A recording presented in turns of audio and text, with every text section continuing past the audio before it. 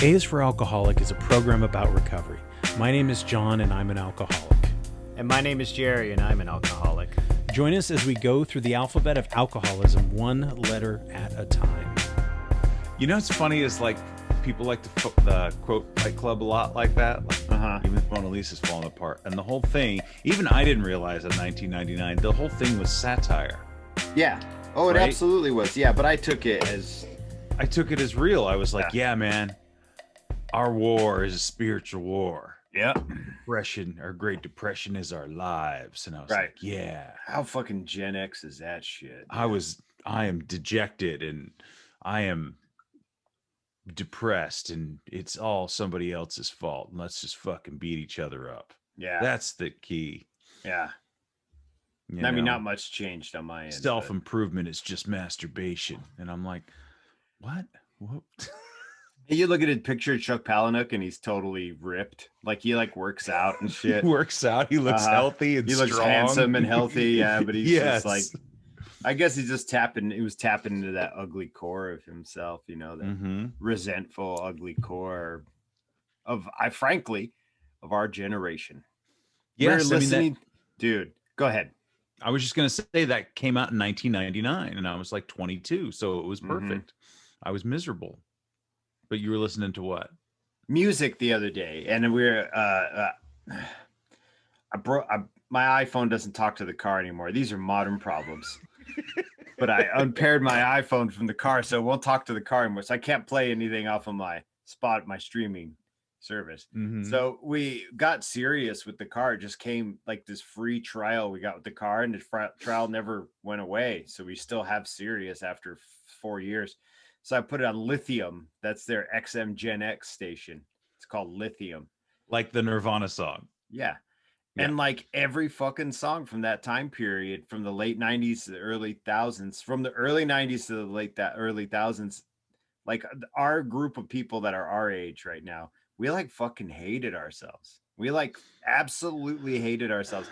And I compared it to Olive's music, where it's just kind of this twee, real fey, like real cutesy kind of little, I don't know. There's just a whole aesthetic around their music that's so different than ours. And then the millennials, they just kind of did what we did.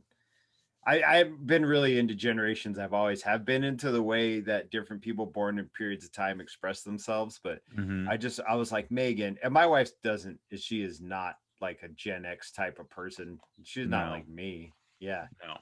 But I was just like, listen to these Nirvana songs and these Pixies songs and like, fuck, even like Pavement, you know, like it's all so really self-loathing and sarcastic. And then the very last song that that Nirvana ever put out posthumously was called "I Hate Myself and I Want to Die." Right. And then I don't know.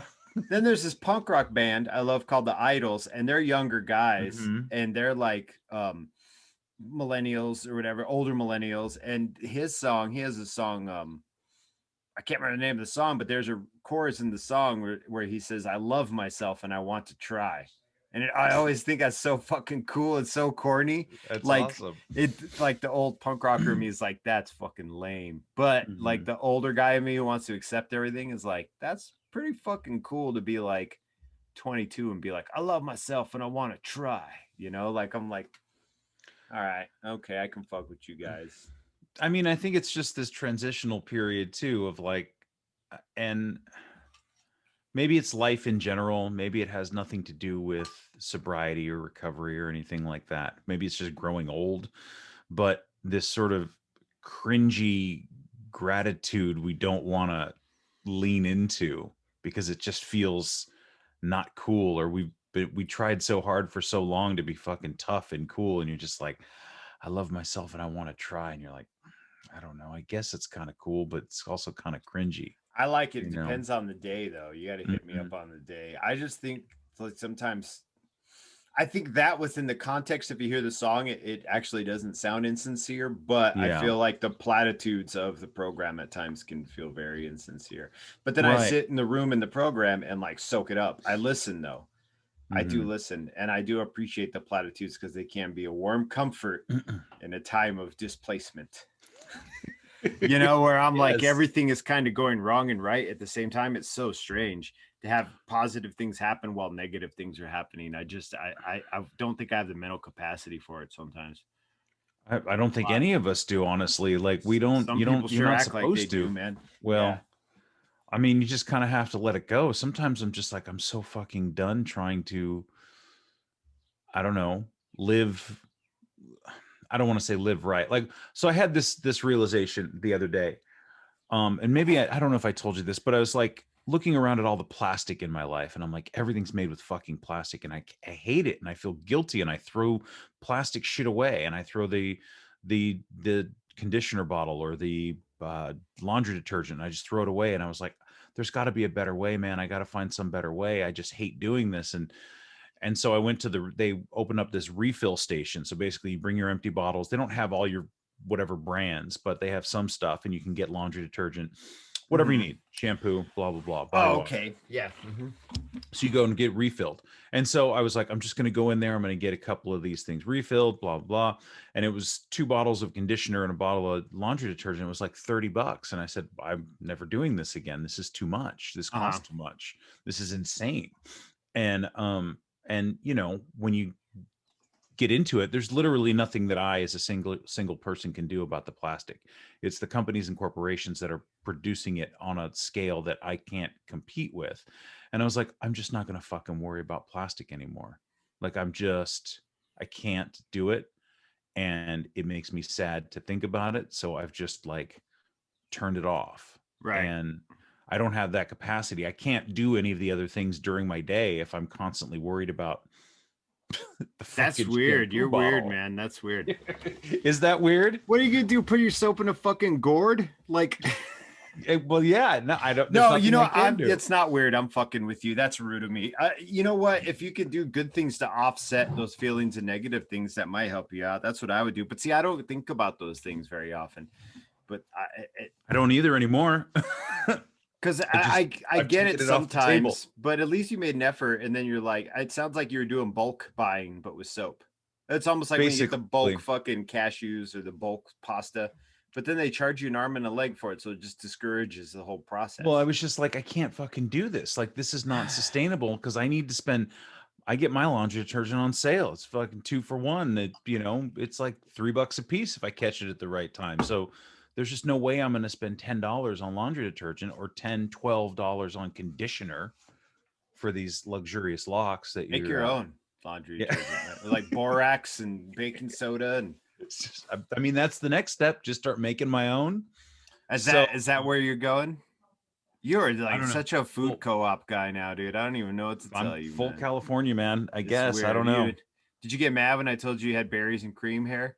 No, so I had to fucking look. I had to look this up. Berries and cream. So I didn't know who this was. So I made this TikTok. I swear we're going to talk about some recovery here in a second, but I made this like TikTok about these new glasses I got from the drugstore. Yeah, like them. I was like, your readers. The readers, right? The cheaters, they call them, you know. And I my hair was out and kind of long and hanging like bob down to here. And Jerry said, you look like the berries and cream kid. But old. And I was like, who the fuck is the berries and cream kid? And he's this whacked out. It's like an old face, but a young boy's body, or what? It's just like a weird dude it's for like some flavor candy. Starburst? Some berries and cream candy. It was just hard candy like a Werther's. But the guy had a page boy haircut, and you've got your full fucking WKRP in Cincinnati going on, and you're like, I don't know, I think I like it. And I'm like, you berries and cream motherfucker over here just being like, we have a treat today. But yeah, it's just some good old fashioned Jerry ribbing to hide my own no pain. It was hilarious because then I didn't know what it was and I looked it up. You're like, watching it, asshole. Laughing. What an asshole. But it is. I kind of do have the berries and cream. It's a page boy haircut with a receding hairline. It's basically what I'm working with now. Yeah, you're substitute teacher. That's exactly what it is. So we're just gonna watch a video today, class. Just gonna watch it. Teacher's hungover. National Geographic. But yeah, it was pretty funny. I wanted to share with you. So one of the things that I'm doing this summer, this next month, is I've taken this writer's workshop, which is pretty cool, and it's taught by our friend Mishka Shubali from the podcast. Oh, he's doing it remotely. He's doing it all remotely, so I'm That's like, cool, man. yeah. So I got all these manuscripts, and I'm reading other people's stuff, and like having to go in and critique them, and Yeah, all these things. And he's so got he's to put got that this. roof on his house, dude. I know. That's he's doing the writer's workshop. Put the roof on his house. No, he was a professor though. He's a professor. Yes. I'm just fucking. I follow him on Instagram, so I know the deal. Yes. Yeah. No. So I mean, he's a lot of things, but so he's taught this class for a few years. Yeah. And I was like, fuck it, I want to do this. And I was like, yeah, this actually works out better than me like having to fucking fly to Connecticut. Right. No, he lives in Phoenix. Right. So. And put roofing in fucking Arizona in the summertime? Jesus Christ. Yeah, his roof is fucked up. He's got to pay for a new roof. So he's like flipping cars and shit. Mm-hmm. So he's also been giving all these prompts. And so like writing prompts. Right. I'm trying to like focus on that. And it's a lot of fucking work, Jerry. Like, I mean, of any sort of artistic endeavor where you're not outwardly necessarily motivated.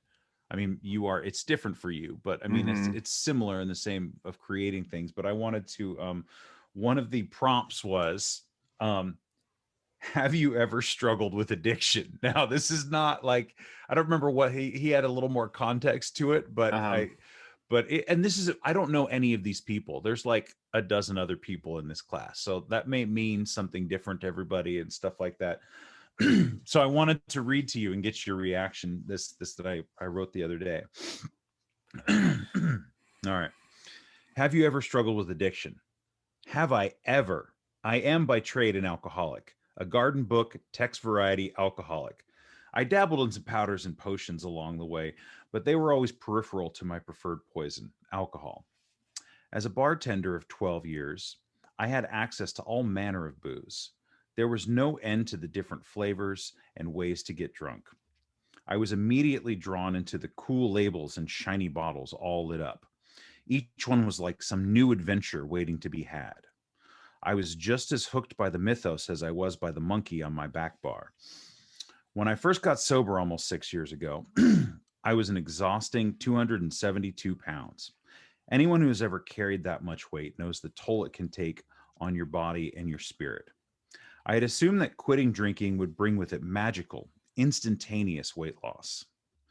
This was not the case for me. There is a trope in recovery that after one gets sober, one's sweet tooth goes out of control. This was definitely the case for me. I had always had one, only now it was working overtime to compensate for the lack of sugar that the alcohol had been producing. I was quite fond of all manner of sweets, but ice cream held sway over me like no other.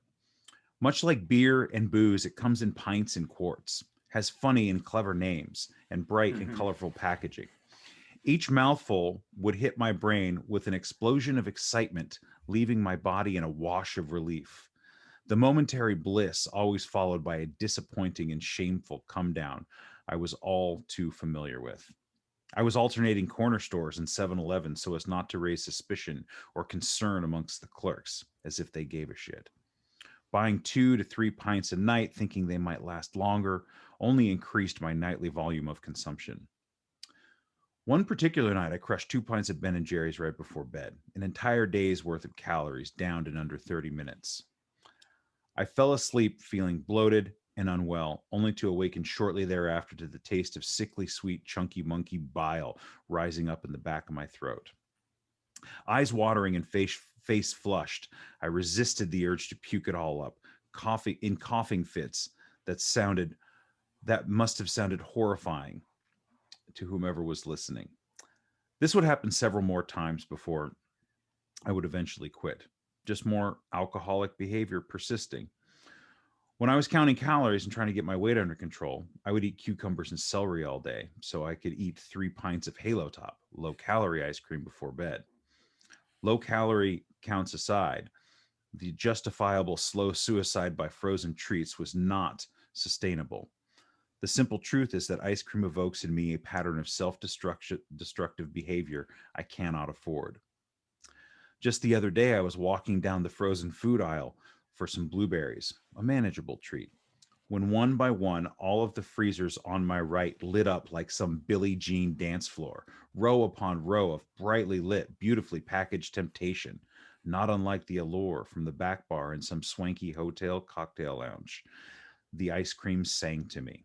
The buzz in my ears wasn't just from the freezers running, but I know what's at the bottom of that pint. I know the sound of my spoon scraping the bottom of the paper cup in hopes of some solace, some relief. I also know that it is not there anymore and that it never was. I take a deep breath and my bag of frozen fruit and head for the checkout. What do you think? Wow, it's pretty good. It's pretty That's not good. bad, right? Yeah. I mean, I don't know. Should go to some OA meetings. So it was just a thought I had, and just like, you know, little nuggets and roll things around. And yeah, the transference of your addictive personality from one thing to another. Yeah, and I know that I sometimes, you are very good at letting me know when I'm kind of stretching those connections sometimes. I'm such an asshole. You're not, but it's not. I mean, I don't take it that way. I don't, and I don't think that you sound that way. But it's like, you're like, come on, John. It's really not like that, because I'm constantly trying to, as you said before, I've become this sort of recovery nerd, right? And I mean, better that than fucking whiskey nerd. Else. The whiskey nerd, yeah. Whiskey nerd pees his pants. And, yeah. So, but it's just it's I don't know if I'm seeing the connections because they were actually there, or if I'm just creating them so that I can. I think they're there. I mean, I can't tell you what's going on with you, but I think they're there, especially if you're equating this same feeling of relief with like that dopamine rush from eating sugar as it is to drinking booze, you know. I mean, they're both detrimental to your health. One affects your behavior, I'd imagine, more than the other. Yeah. Right. Yeah. Also, I really want to change it from alcoholic to whiskey nerd. I'm just a real nerd for booze. I'm just a real whiskey nerd. I'm such a nerd for booze, I lost my job. I'm not allowed to drive anymore because I'm such a nerd for a whiskey. You know, I'm kind of a tequila geek, you know, I'm myself. a tequila geek, you know, yeah. They took my kids away because I'm way into tequila. That's like Star Wars, but with tequila. That's what I used to always say when I was drinking, actually. I'm like, I'm kind of like a chocoholic, except with bourbon. You know what I mean? Like, I would say that was one of my lines, yeah. I like think I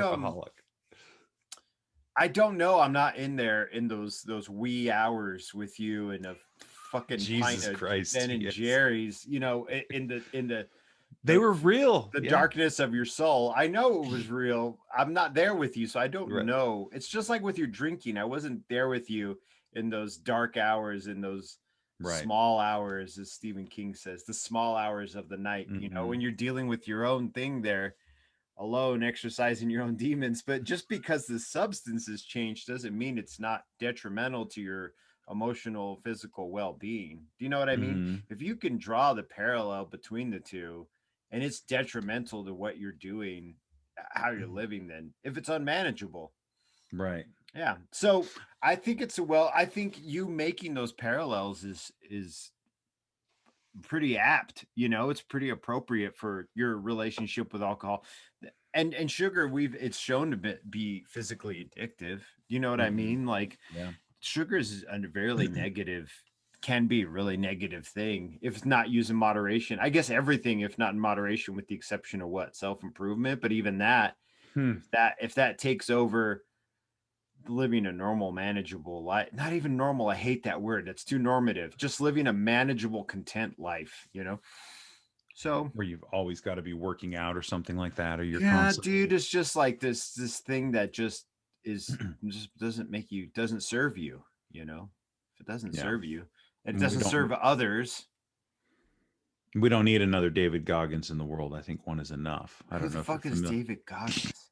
Is that this Navy dude from Justified?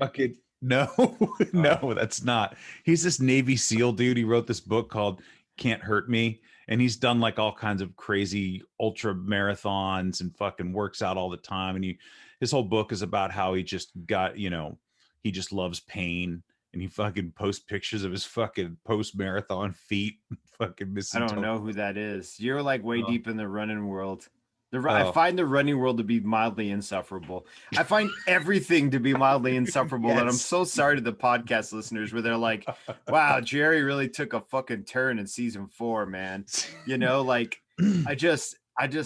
I find being enthusiastic about most things to be insufferable to me. This is the role I've gotten comfortable with. I don't like it sometimes because I want to be excited about things. Well, I think that sounds like a good name for your memoirs, Mildly Insufferable. Oh, dude, it's just like, I don't know. The running world is so weird to me, dude. There's a lot of, like, I go on the Reddit running subreddit, and some people are really cool and really encouraging. Some people are fucking assholes, but it goes to anything. I go on the stop drinking subreddit. I had to unfollow it because it was just too much. Everybody fucking relapsing. The whole page is like, drank today. And I'm just like, I don't want to read about relapse all the time. Like, I want this. I can see the cautionary tale, but I want someone to be like, yo, dude, I'm fucking killing it. Like, here's the improvements in my life. I don't want to fucking wallow in the misery of running or recovery or anything, like, I don't want to wallow. I already have enough misery in my life that I don't need to be like reminded constantly of how bad it can get. Like, I know, dude. Yes, I know. I need to be reminded every once in a while, but I don't need to live with that shit on my back. And so whoever, Goggin Groggins or whatever the fuck his name is. Yeah. And his nasty old feet, like, good for you, dog. You want to hurt yourself? That's great. Just shut the fuck up about it. All right. Well, I mean, I can't. I used to be like, I get somewhat inspired, but it was just like, this is too much. It's like he's like hot sauce, man. Like, I only need a little dash, right? I don't need a lot of this shit to go. I just get exhausted. He's like, stay hard. And so it becomes this sort of fucking like, he's just insane. He just loves pain. I bet it's influencer shit too, though, right? Like, you have to give him this really wild version of what you are for people to keep looking at. I mean, I still think he does it, but I mean, he's pretty legit as far as like, I think he's pretty genuine. But yes, it does produce that. It does. You definitely like, you have to be bigger and stronger and faster and go, or else people aren't going to look at you. And I don't think that's his case, but like, still, it's insane. I just don't need that much. But with like the idea of finding the correlations between things in my life now and when I was drinking, I think that it helps me to look at that, whatever that aspect of my life is, or whatever that problem that I'm having. And I can be like, oh, okay. Yeah. So there was a solution for this one. So now I need to apply it here somehow differently, but using the same tools. And it's like, okay, so here we go again. And sometimes I get down on myself. I'm like, how many more fucking times do I have to do this? And it's like the rest of your life, dude. So is that what X is today for crossover? Crossover. I was thinking, examine yourself. X gonna give it to you. Yes, X gonna give it to you. He died, right? Yeah, DMX Exhibit? died. No, X is alive. I thought that was DMX. Wait, yes, X gonna give it to you. Is Exhibit, right? Or DMX? No, that's DMX. You're right. Yeah, that's right. He died because of dealing with the substance abuse, I believe. Yeah. Or something. Maybe it was exacerbated by, God, I sound awful. I was never a big DMX fan. I don't want to minimize his contribution to hip hop because it was pretty huge, but I just, I didn't fuck with his music very much. I didn't, but I also wasn't into Onyx. I wasn't into any motherfucker just yelling at me. I think DMX 2 came out in a time, and correct me if I'm wrong, for me at least, the music and the hip hop that I was listening to, or any of the rap music that I was listening to, I had kind of gone in a different direction when he was popular. I was interested in more. I was more interested in like local Seattle rock and roll, and I think I was listening to like They Might Be Giants, and I was listening to whatever else I was into. But I think he was early 2000s, late Mhm. 90s, which at that point I was way deeper into like underground hip hop and mhm, you know what I mean? Looking for all the Anticon stuff and all that, mhm. all the But yeah, he Def was Jux and all that. Not X. I wasn't going to listen to like pop music where the guy was yelling at he was going to give it to me. Like I just wasn't fucking with Ja Rule. I wasn't fucking with any of that pop shit. But I but guess I that's gotta not really. say, DMX fucking put some of that on your weightlifting playlist. It'll get you going. Oh yeah, no, X gonna give it to you. Marilyn Manson, dude. Oh, is that your new thing? I'm such a white dude. It's a bunch of weird shit. It's all gone left. I Once know. again, season 4. My life is in season 4 right now, and it's just Yeah. But yeah, he died of he was an overdose, right? It was pills. I believe so. Yeah. Yeah. I mean, it seems to be like that's also people with a certain level of money. Pills seems to be the way that they go. I Maybe found. I don't that know. loud rumbling is my dad rolling a goat. It's they He's cooked a rolling a goat. goat? They cooked a whole goat yesterday here at the house, Jesus. and they do it in a box. This thing called a cajachina. Mm-hmm. It's like a big wooden box that's lined with metal, and you put all the embers in there and the goat. So they cleaned it out, and now he's rolling it in the garage as loud as fuck. Nice. Freaking the So if dogs that out. shows up for now the dog. So in the listeners, it's a very active household. How's the goat? Goat, it was all right. It was kind of gamey. I'm not a big fan of that gamey kind of meat. We've roasted a Mhm. pig before, and that was way better. I like white meat. I'm like Coda. Remember we used to buy? I know this is like the most anti-recovery podcast today, but man, I would go buy Coda chicken. Like give me a couple bucks. Wagner, go with your girlfriend and go get me some fried chicken. Go to KFC, get us a bucket.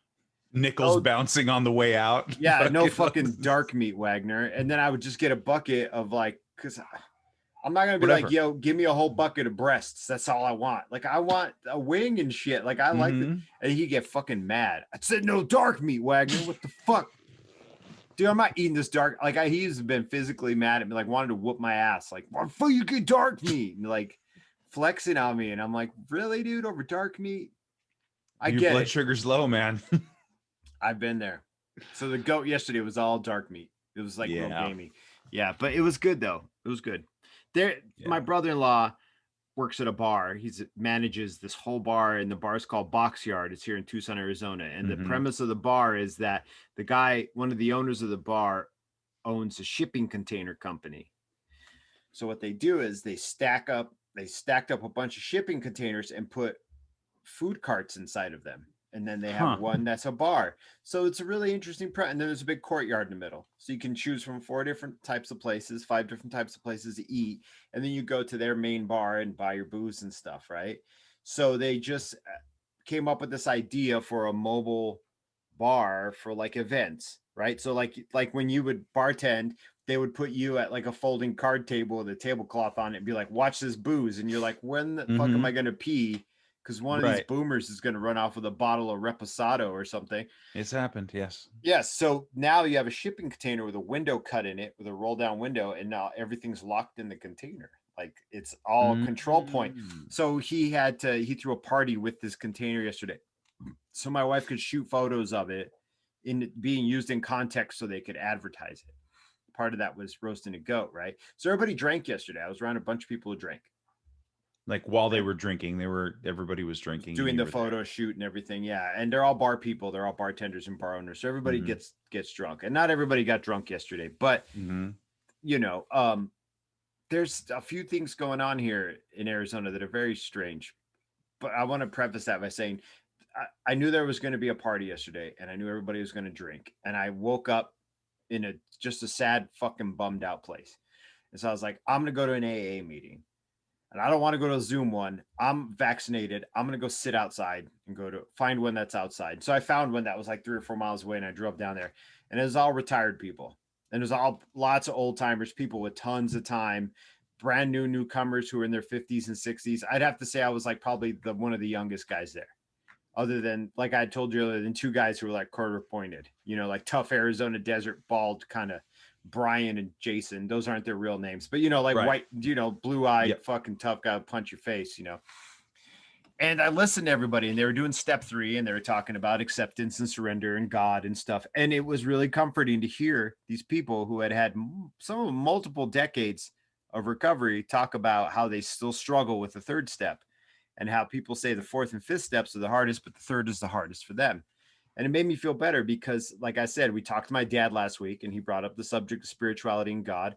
I gave you a ton of pushback, or just a ton of pushback on the concept the week before, you know. So it's good to hear that pushing back on it is part of the process, you know, pushing back on that idea of this being this spiritual recovery thing, right? Because even listeners now who aren't doing program are going into the spiritual recovery thing, what the fuck, you know, feeling the way I feel about it a lot.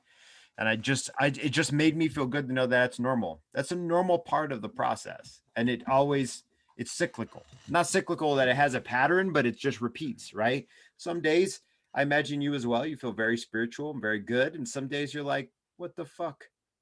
You know? Yeah. Just what the fuck, you know? And so it was a good meeting.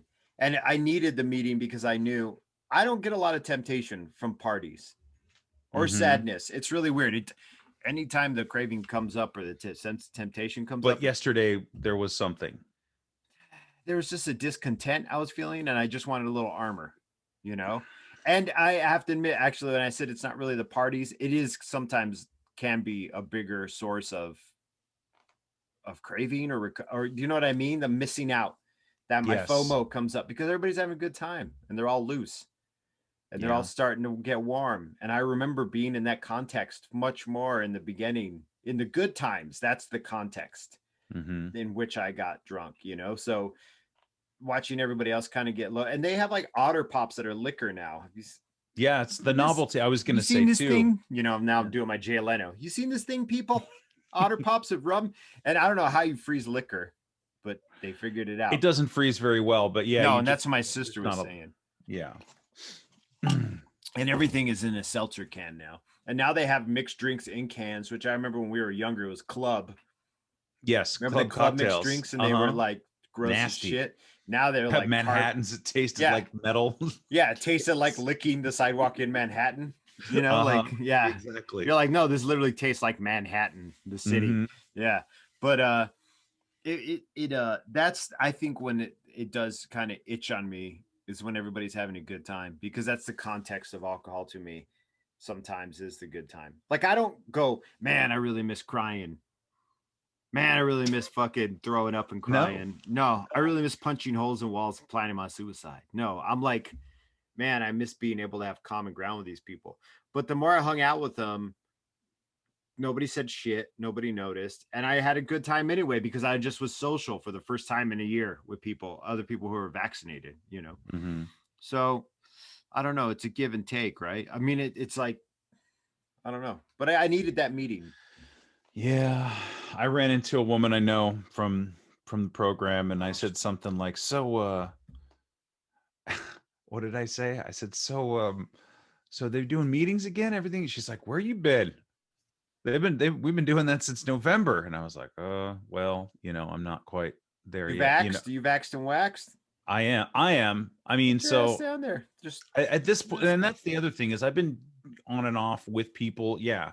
I mean, I've been working in a busy restaurant since last year. I mean, right. You should be fine. I mean, we didn't hold hands at the end. No. Some people did, but I was like, I ain't holding any of your fucking hands. Like, I don't know. Even now, like, I'm okay, fine. I'm vaccinated for COVID, but I'm not vaccinated for fucking hoof and mouth disease or whatever's going around in this circle. I'll high five you to my elbow. Yeah, I'm gonna be far more conscious with my hand washing and my, you know, I have been, because like I don't think that we were cautious enough before. No. I would get sick at least once a year, right? If not, you know, and it's like all I need to do is wash my hands a little bit more. So you still feeling reluctance to attend the in-person meetings? No, I'll go. I think I'm fine with it. I'm going again next week. I'm going to take my old man with me. Nice. Be like, Dad, let's go make a meeting together. Father and son, family tradition. It's like making a beer, except we talk about our feelings. Exactly. Yeah, with a bunch of retired folks. You'll fit right in, Dad.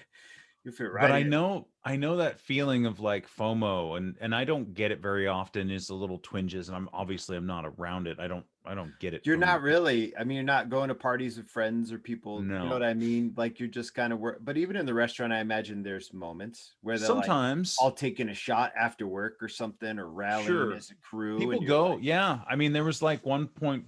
There was one time they were saying goodbye to one guy. He was leaving, going to get another job, whatever it happens, and oh yeah, we're gonna go down to the lodge, which is like the the little dive bar down the road or whatever. mm.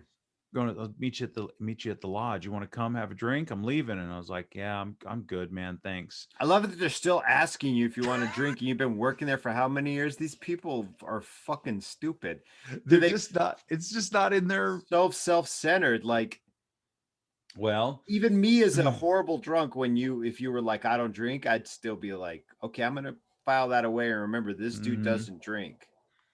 yeah. Yeah. I don't know. I I don't mean, I know, don't dude. bring it up too much. No, I know you're not wearing the t-shirt, but And like when they pass around wine for like like we get a new wine or something, they always put a glass in front of me, and I'll like swirl it and have it like there. Like I'm not, and I've even put my nose in it a couple times where I'm like, mm-hmm. oh yeah, okay, yeah, fucking raspberry, okay, or whatever it is, and I just pass it along, or I dump it in the busboy's cup and like just give it to him. Right. So I don't make a big, obviously I don't make a big scene out of it. I'm like, well, hang on, everybody, I'm sober. I can't be here for this wine tasting. No, I'd be irritated. If it's the same sommelier coming in, I'd be like, I told you fucking 6 months ago, and you keep pouring this fucking wine. Do you want to fight? Is that what you want to do? Because I told Mhm. you that I don't drink. We're gonna fight now. And I'm an old man But of there fight. is like the FOMO, I'm like just getting irritated. But anyway, yeah, the FOMO, it's real. what was it? Mildly insufferable. Mildly insufferable. The fact you work with some of these people for like a year and they're still like, yo, you want to come down and have a shot? And you're like, seriously? You ain't seeing my fucking WKRP hair? You know I don't drink. You know I don't drink. Nobody would dress like this. And Look come like on, this. man. Like what you tell one person, you don't tell the rest. They all tell each other. They're like, John's a fucking rippy out. I would wonder what you were like as a drunk if I didn't know you and you're like come in Yeah. like you and be like, oh yeah, I don't drink. I'm in recovery. I'd be like, that dude must have gotten fucking wild. And then I'd sit down with fucking Cassandra and be like, yo, Cassandra, Mhm. Jennifer, Skylar, John's in recovery. That dude must have been fucking wild. Must have really fucked up his life Yeah, to be exactly. The because he fact seems that like such a nice guy. yeah, but then you got fucking Pete over here being like, hey, well, come on down to the salmon shoot and get a fucking shot. It's like, dude, The salmon know, shoot. or whatever it is, Yeah, you're that's a down great there name with for like an Alaskan bar. Walter and his Oshkoshes and shit. Like, Yeah. I just it and it's there's the moment where it's like it would be nice, and like you were describing it, you're like there's all these food trucks and then they got this cool bar set up, right. and Mm-hmm. I come from that, so I'm still kind of interested in how people set things up and how it looks, and I'm Yeah. always like kind of like, oh, you should probably be doing it this way and this, and so there's a part of me that's like that sounds fun, and people are kind of and that little buzz and everything's kind of like happening, and there's people being social and sure have a cocktail and it sounds exciting. And so yeah, when you wake up and you're like, fuck, there's this party that I'm not invited to. No No, I wonder, was just like, invited. I just was not allowed to drink well, at. Well, right, not allowed. exactly. I'm That's what not I'm gonna. saying. I know. Invited. Yeah. Oh, I see what you mean. I'm sorry. Yeah, Because I'm in it's recovery. so I'm not literal. really, Yeah, I wouldn't, yeah. yeah, But outsider. yeah. So it's definitely something that I I don't struggle with, but it comes Mm-hmm. up and I'll be like, oh yeah, I don't In do this that group anymore. too, I know they're all friends with my brother-in-law, and nobody Mhm. offered. Not one person offered me a drink So because there I was know. conversations. Yeah, dude, that's what Yeah. I'm saying. That's what I'm Yeah. saying. Like, I think it's fucked up that these people are like, yo, come have a drink with us when you've been working there forever. Because in this group who doesn't know me, I know my brother-in-law Hmm. was like, Right. well, one of the guys offered me drinks when I first met him at the bar I was showing my art at, and I was like, no, I don't drink, I'm good. And he's like, cool, like right on. And then I know he talked to Dan later, like, hey, how come his brother-in-law like real religious? And Danny's like, no, he's a fucking fall down drunk, dude. Like he's a fucking forest fire on legs, Mhm. So I think Yeah. they all just kind of talk to each other. So that being said, though, like, yeah, there's that aspect that I'm not part of it, and it really is not a big deal. Like my dad and Not both my really. mom were like, "You okay? You gonna be okay?" And I'm like, "Yeah, dude. There's food here. There's fucking cookies here, dude. Like, I'm good. Like, Mm-hmm. yeah, dude. Someone brought homemade mac and cheese. Like, I'm doing great. I'll just bang out my calories for today and run a little extra next time I run. I'm fine. Like, if Yeah, there's food, I don't care about the booze. If you have that's good true. food, you can all. I don't know. So I went down to this boxyard place, right? Mm-hmm. um to eat lunch one day because Megan was like, I had to go meet another artist for this mural I've been working on, and this place I'm doing the mural at is right around the corner from this place, and I really wanted to eat there, and there's a banh mi place in that box yard, and so I was like, Megan was on the phone working, and I was like, I'm just gonna walk down there, and I walked down there, and the banh mi place was closed, so I had a bacon wrapped burrito. Took 30 minutes to make, right? They roll the burrito, but then Jesus. they deep fry the thing. I ate half of it, which just mashed all my calories for the day. But everybody in the courtyard was drinking, and Tucson's university town. It Mm-hmm. was right by the University of Arizona. So it's all these young fucking Southern California assholes, like young white dudes in boat shoes.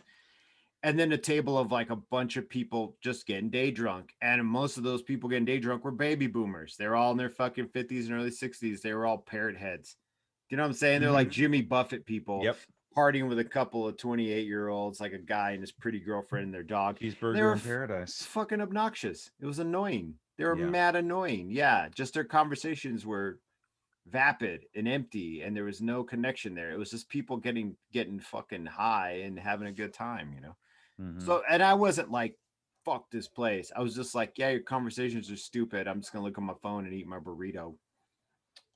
So it's not, Well, it is what it is. Like, I still go down there. It still interests me and everything, but I don't know, man. The appeal's not there anymore. you don't have to Not sit the same. yeah, in complete judgment. Like Like you're arms right. Like it's across. fucking like this fucking annoying, stupid, blah blah blah. It can just be. I don't find that interesting anymore.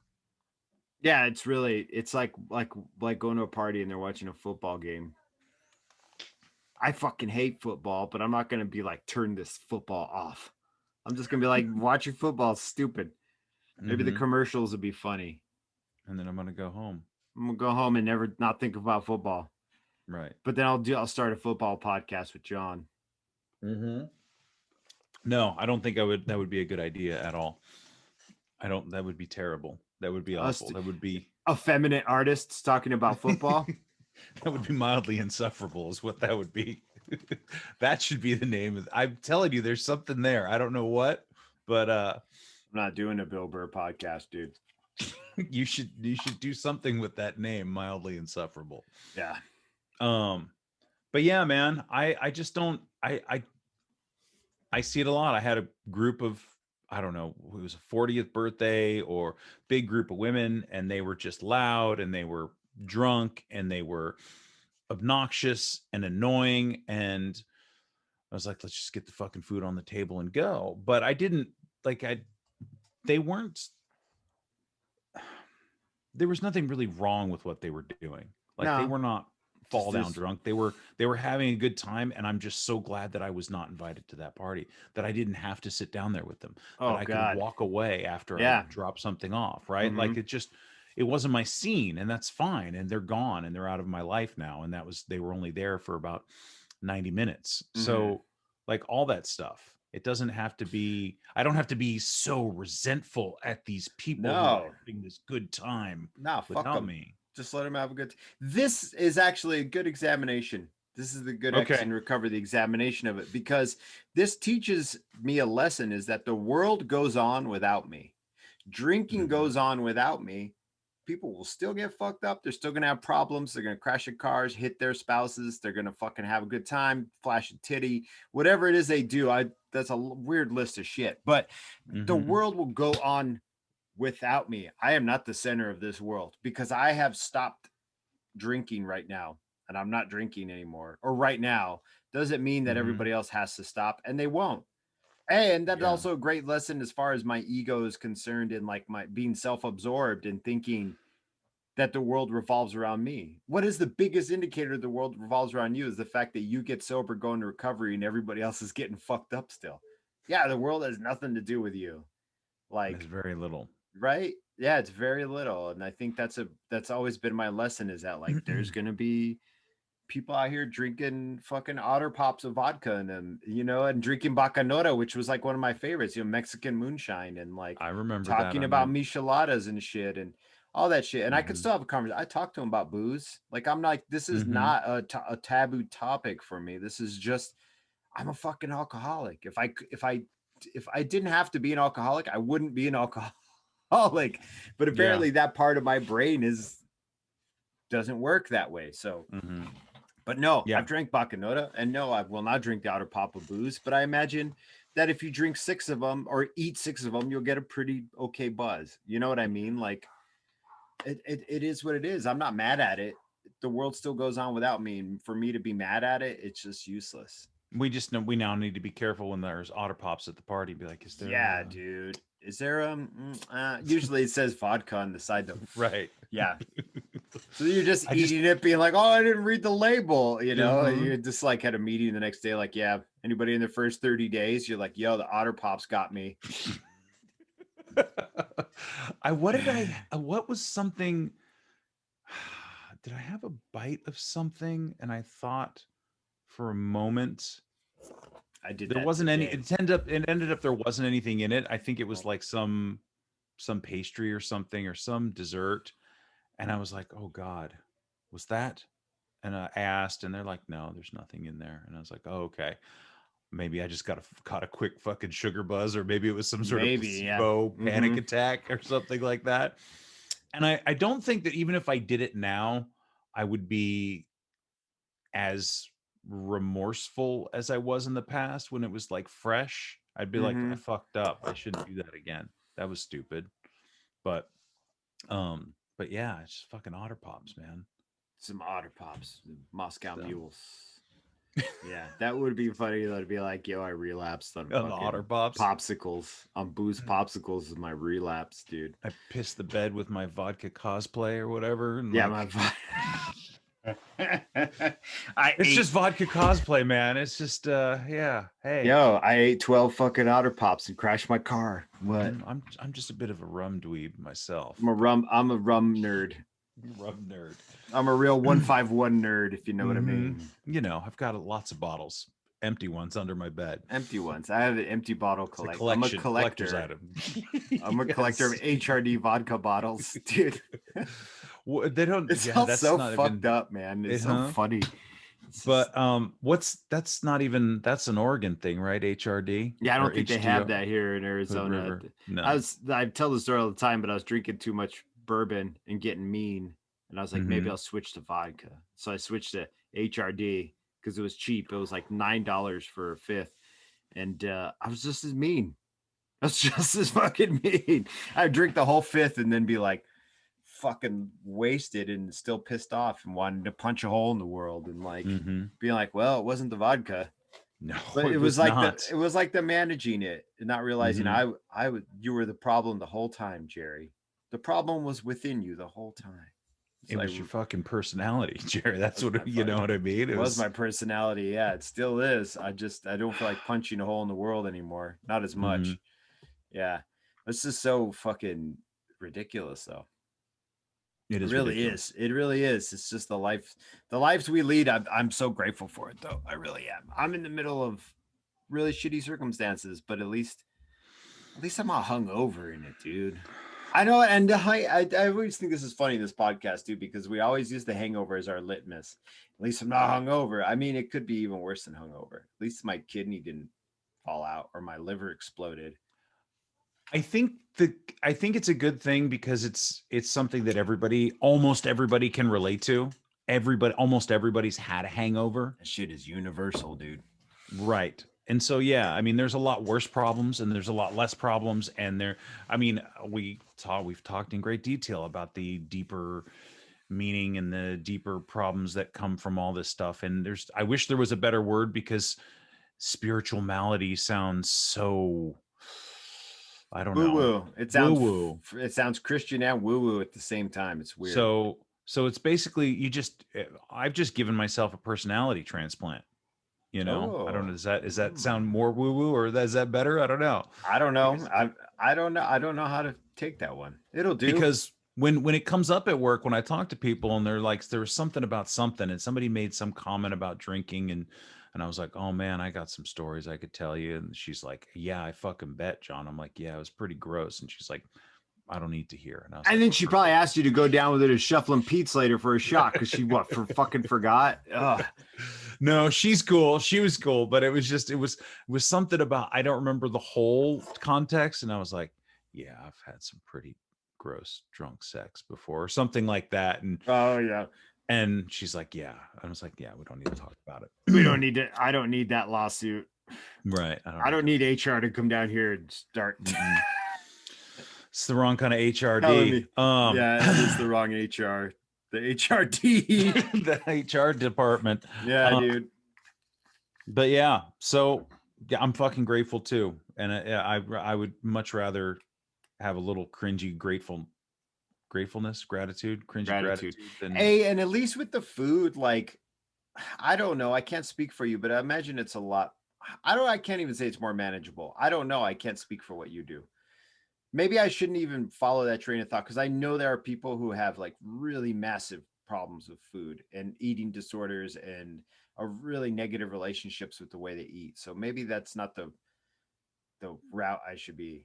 well, you're right. My take, but Well, you have a take about me. You can talk to me. right. About But I guess so. Right. I just don't want to generalize it and have someone else out there feel marginalized and be like, wait a sec, like my food intake was really harming my health, But it was harming your health as well. It was right? harming my health as well. It was.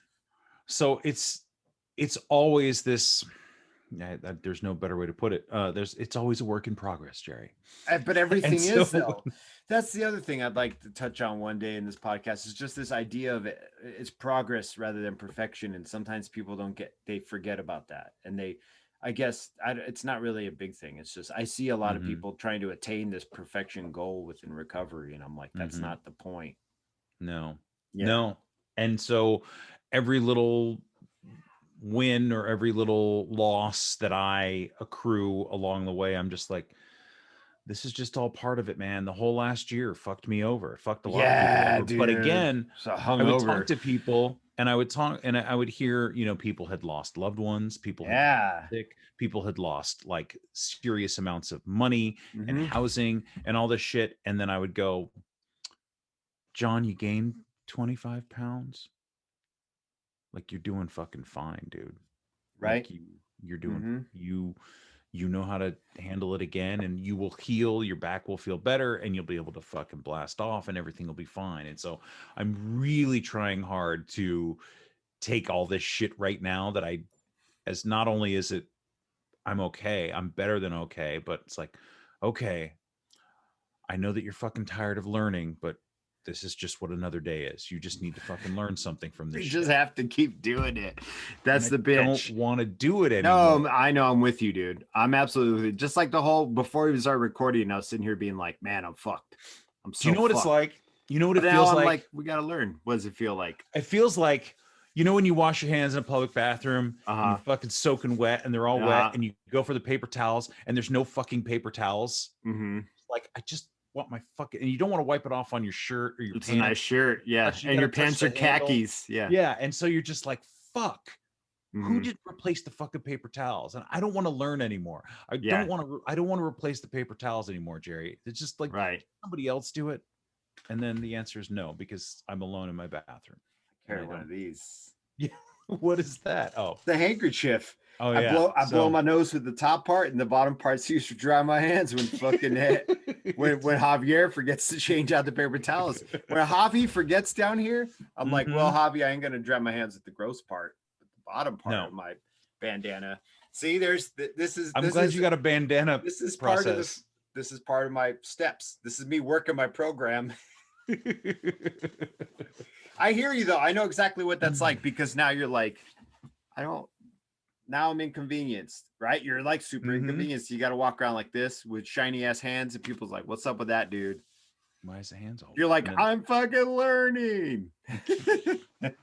Basically. So yeah, it's a bitch. But then you learn like me and you bring a bandana. Yeah, X Or, gonna I give mean, it to you. X is gonna give you a bandana, free X bandana with every. I'm gonna have to listen to some podcast. DMX this afternoon. Not me, dude. Not doing it. Just listen to Pet Cemetery. Great book, by the way.